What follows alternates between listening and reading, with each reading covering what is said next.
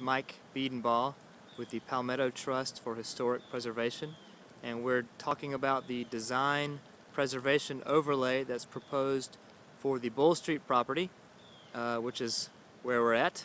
You can see all around us. So Mike, tell us a little bit about this overlay and why you support it. Why the Palmetto Trust supports this overlay is specifically because it helps set the rules of the game for a developer to come in and know where the community stands, and will help make the plans and the planning process an easier process because there'll be certain ground rules set. The charrette that took place 3 years ago said that the community here would like to see these buildings preserved as well as infill and mixed use, and we are 100% for that.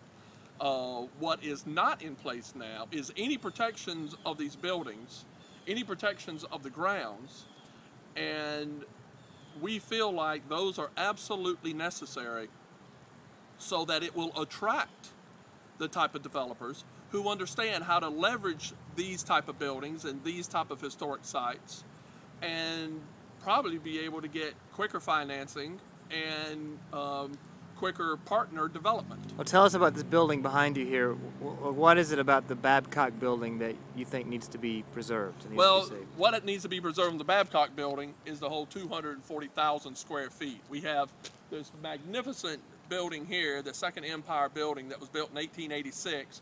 To the right, as you're looking, is the portion built in the 1850s, prior to the war. There's an 1870 section on it, and then in 1880s, this section over here was built, and then the last section actually was the centerpiece, which is the Babcock building. And what's historic about this building?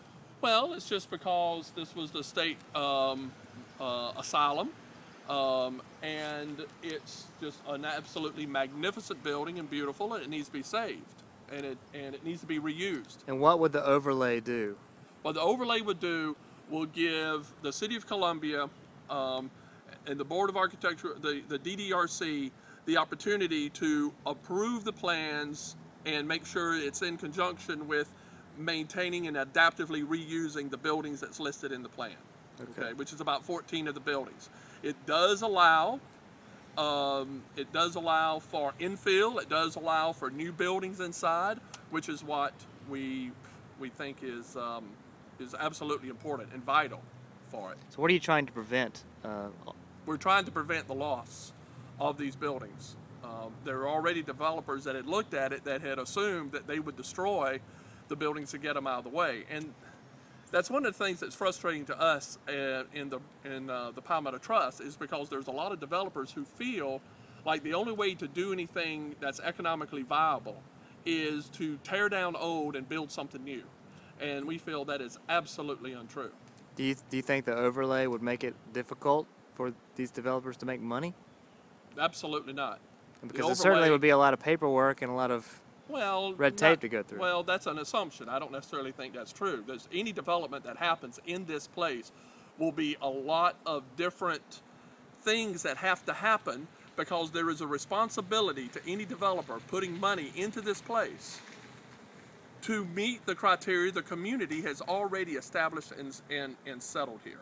Okay, whenever a developer does here, he's got a responsibility to community to, will the traffic be able to handle in the road? Will the traffic around, egress? All of these things have to go through community standards. This is a community standard regarding the buildings that is added to that, but the type of developers who do this type of work are fine with that. And in fact, once we knew the Planning Commission had already established this as a historic district that they're going to do an overlay on, they called us and said, now we're interested. It will attract the type of interest, because once it's in place, everyone will know